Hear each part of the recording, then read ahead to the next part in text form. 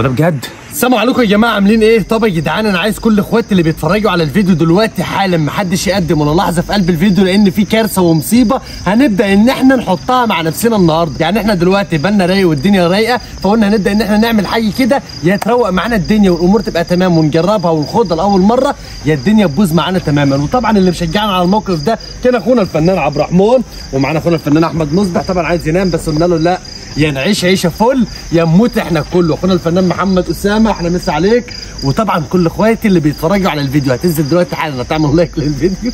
لا انا عملت كده، انا اللي بعملها فيك، انا عملت كده.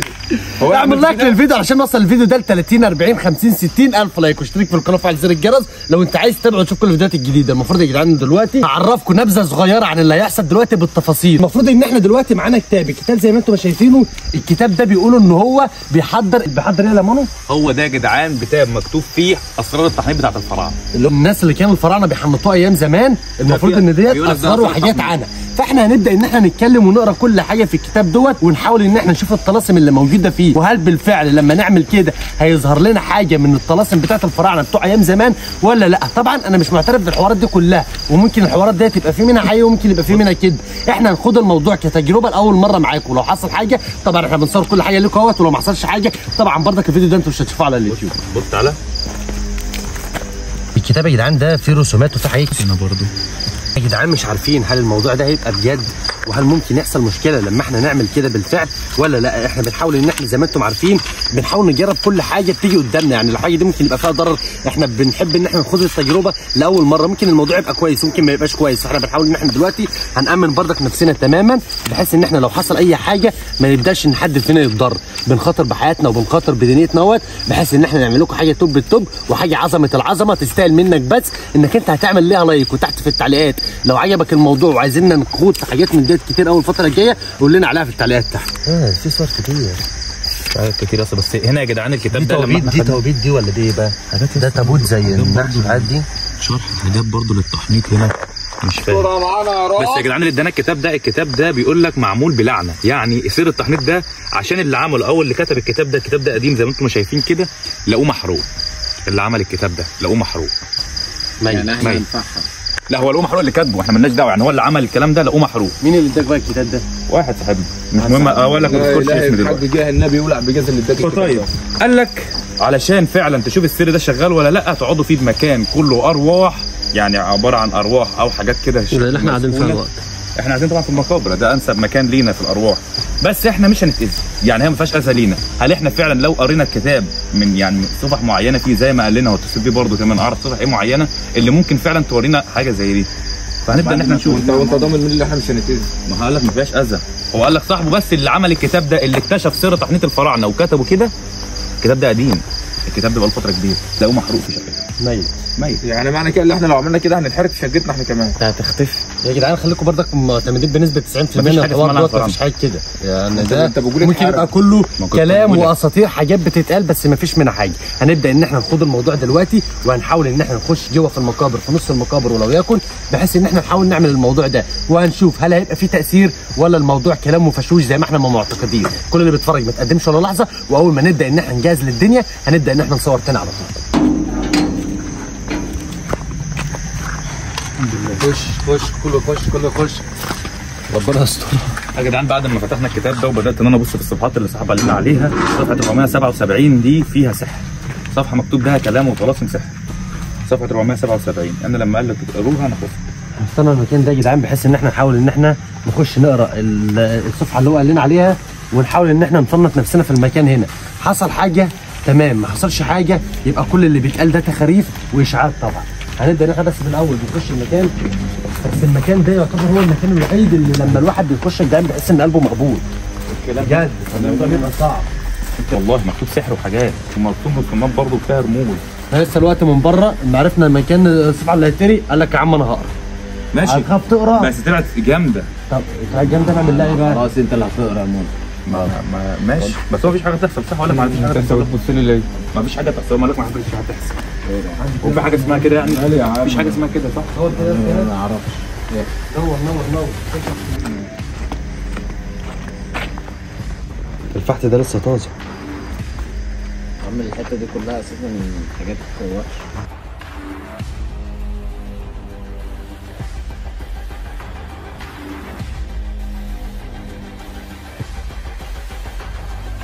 معاكم نقرا يعني وكده؟ في كتب تانية هنا يا جدعان، جايين معاكم نقرا؟ في كتب فوق هناك تانية اهي. يا عم بلاش نلمس حاجه احسن. بسم الله الرحمن الرحيم. زي ما انت يا ماما. سمع يا جدعان. ايه ده يا اسطى؟ عشان الواحد قلبه مقبوض وربنا. نلمش حاجه بقى. ده قرآن تفسير. الكتاب بقرا صفحه برجع لك ترجع. انا مش دعوه. روح عدلوه. روح يلا يشوفوا يتصرفوا. طب اللي بترجع يعني صفحه 477 اللي اقراها بقلبها بترجع تاني صفحه 477 بقلبها بترجع لوحدها كأن فيها تيار هواء. مفيش تيار هواء هنا. وكتاب على وربنا وشرف وعهد الله. سمع صوت تاني. وعهد الله. لا ما اكيد يعني محمد يا اسطى بيترعب من نفسه. لا ما عملناش حاجه. هو لك الصفحه اللي بترجع صفحه بترجع. يا عم ماشي الصفحه بس. هو ايه يا اسطى ده؟ يا عم مش جايين نستكشف احنا هنا. احنا خلينا في الحاجه بتاعتنا. بقول لك الصفحه 477 اللي قال لك اقراها بقلبها بترجع. يبقى نعمل ايه بقى؟ يبقى ناخد الكتاب في شاورنا ونروح. يلا موضوع بيبقى فيه سحر فعلا. مش انت اللي عايز تجرب يا ماما؟ ما خلاص انا جربت ما مشيش معاك. انا قريت لما قال لك وخلاص بقى الصفحه ما بتتقلبش. احنا كنا يا جدعان شاكين بنسبه 80% من كل اللي بيحصل ده تكرير. بس لو الموضوع هيبقى فيه حاجات ممكن توتر الواحد او ممكن تعمل مشكله للواحد، فالله الغني مش هنكمل الحوار ده. هناخد بعدين ونطلع دلوقتي. والله لسه ما موجود يا جدعان. والله ما موجود. انت شلت الكتاب كله من جوه؟ اه يا جدعان المفروض ان الصفحه اللي هو كان عمال يتكلم عليها اللي احنا كنا بيقول انها بتتقلب لوحدها ديت، جينا دلوقتي عشان نشوف ايه اللي موجود فيها. 76 كمان اهو مقطوعه اهي. 476 بقى اتقطعت انت وازاي وفين؟ وقعت منك كده كنت بسبب. يا عم انا سايب الكتاب كله وقلت لكم الصفحه عماله تتقلب وشلت الكتاب ومشيت.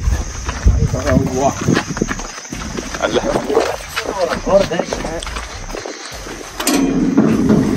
مش دور في في حد جوه هنا بدين النبي وربنا، في حد جوه.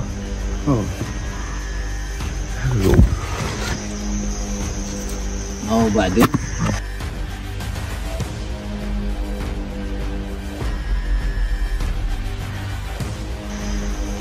مع الورقه الصفحه.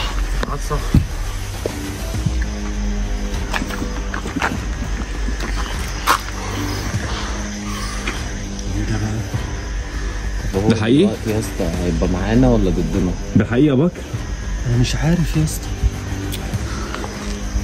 جثه يعني؟ يعني جثة لو صح؟ كلمناه يقف معانا؟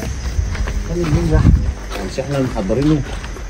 وعفريت يا احمد. مصباح علاء الدين. ما اعرفش انا بسألكم. اهو يا جدعان الناس دي الحاجات دي ما بتهزرش. هنعمل ايه؟ هو ده بجد؟ اكيد بجد يا ماما. انا قلبي هيقف يلا.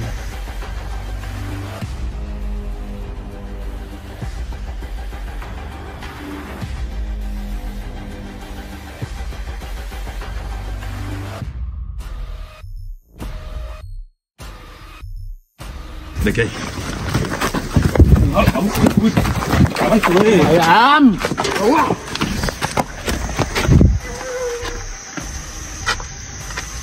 عملتوا ايه؟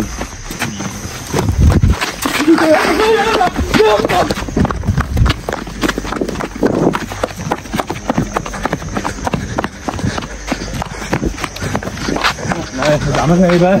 ايه ده تاني يلا؟ لك بنسوبة يا عبد الرحمن يا ابن عم محمد. طلعنا عفاريت. طلعنا جثث. طلعنا جثث؟ يكون اكتر من واحد ولا اثنين، يكون في كتير اصلا يجي واحد مش واخدين بالنا منهم. اللعنة اللي انت بتقول عليها؟ والله ما اعرف. اتفرج يا عم بقى يا عم. تعالوا يا جدعان نقرب يا جدعان نشوف ده ايه. الكتاب ده انا مش هاخده.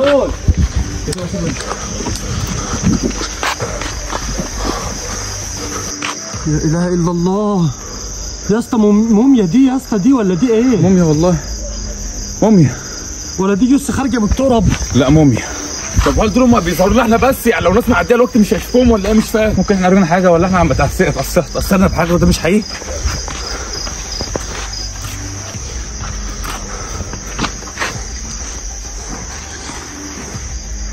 عاوز يمسك حد يعني. اتكلم معاه. نعمل لي دول عشان نصرفهم بقى ولا نعمل لهم ايه دول؟ رن على صاحبك ده عرفه ولا شوف انت هتعملوا ايه. يلا تليفوني فين؟ التليفون تليفونك فين؟ معرفش. تليفونك يا حبيبي خد. خد بقى واصرف لنا النصيب اللي انت حضرتها دي. اتفضل يا عم. يا نهار اسود.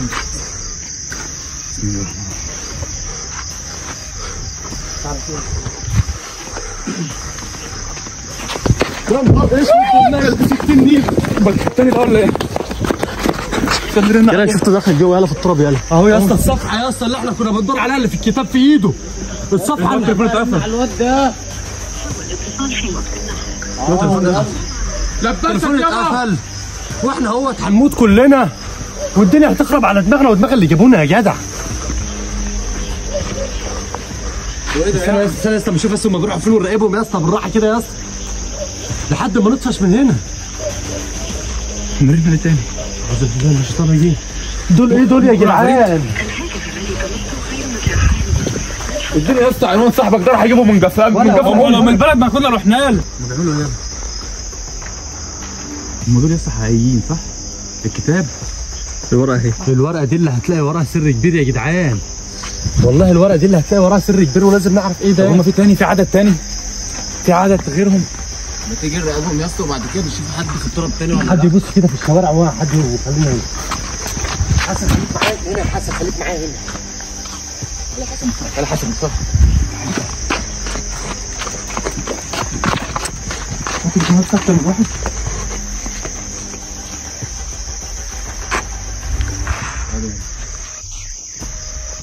في حاجة هنا صح؟ في حاجة؟ والله في حاجه هناك. استنى يا باك يا في حاجة صح؟ دور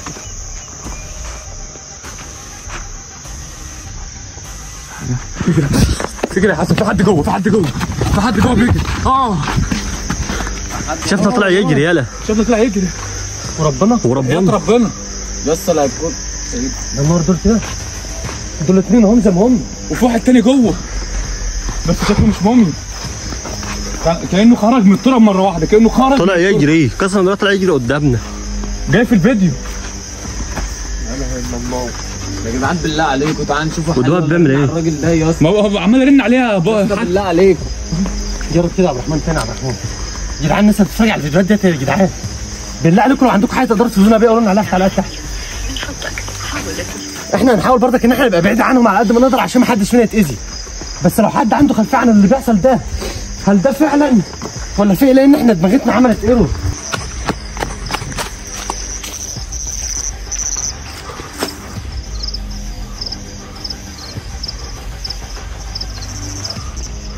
دخلوا شارع يلا.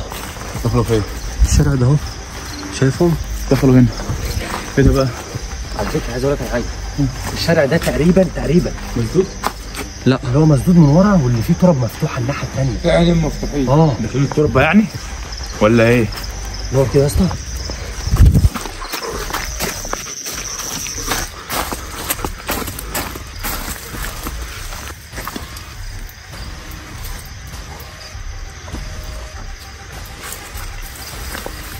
يا جدعان عندي حل حلو. تيجي نحاول نطلع على اليمه الثانيه بتاعت المدرسه من فوق ومن اليمه الثانيه نحاول ان احنا ننط عليهم من الناحيه الثانيه. نحاول باي شكل من الاشكال ناخد الورقه اللي في ايدهم دي نولع فيها اللي هناك ده مين؟ هنحاول نعرف ده مين بس بعد ما ناخد الورقه دي. الورقه دي هي اللي هتلاقيه بنسبه مليار للمية السر كله وراها وربنا. ناخدها منهم فعلا ولا ايه؟ نحاول يا جدعان. ادخل بقى خدها. هم مشوا بالورقة. هم مشوا ولا دخلوا التراب المفتوحه؟ فكرة اصلا التراب مقفول اصلا. ايه ده؟ يلا نمشي يلا نمشي يا عم.